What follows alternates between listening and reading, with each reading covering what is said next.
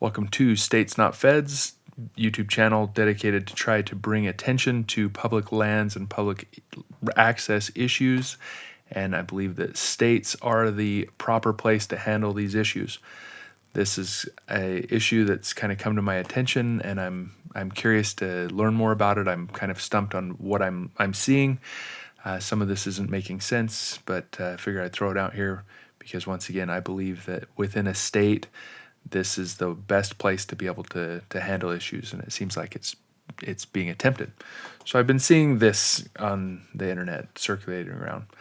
Just Say No, Utah, House Bill 386. That's from the Utah Stream Access Coalition. I've kind of dug in, and I've read through the bill. It's not an overly long bill. I actually reached out to the Representative Chu, the sponsor of the bill. I'd like to learn more about what they feel like they're trying to accomplish with this bill, because as I read through it, it seems fairly straightforward. It appears that there's some conflicts that have arisen with the creation or the clarification, however you want to look at it, of the public access of public waters right. So for instance, I was reading through it, and it's talking about hunting and waterfowl hunting and being conducted in compliance. But what it doesn't include is hunting that must be different. So in other words, someone's using the stream access rule and then going on to private property and deer hunting. That's what it looks like to me. So those are the issues that I think appear to be being addressed with this bill. It seems reasonable that if there's land disputes and conflicts that's happening, that they try to clarify the points of conflict. This seems appropriate to me. But like I say, without having the clarification of maybe the things that they feel like they're trying to fine tune, it's hard for me to know.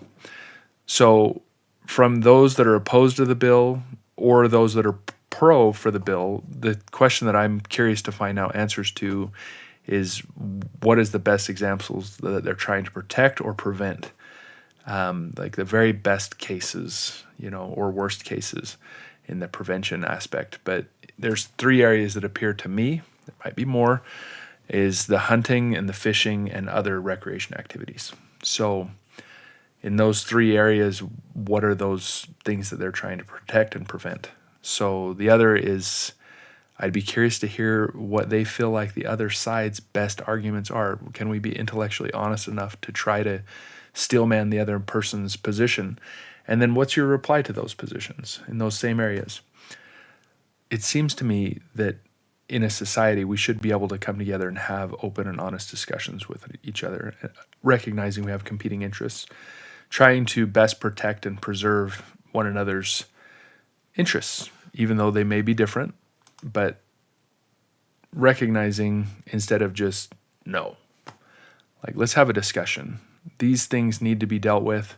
States are the best place for these things to be dealt with. I'm grateful for the state legislature for the efforts that they have made to improve access, and wildlife, departments and the different walk-in access programs that they've put in place for hunting and fishing.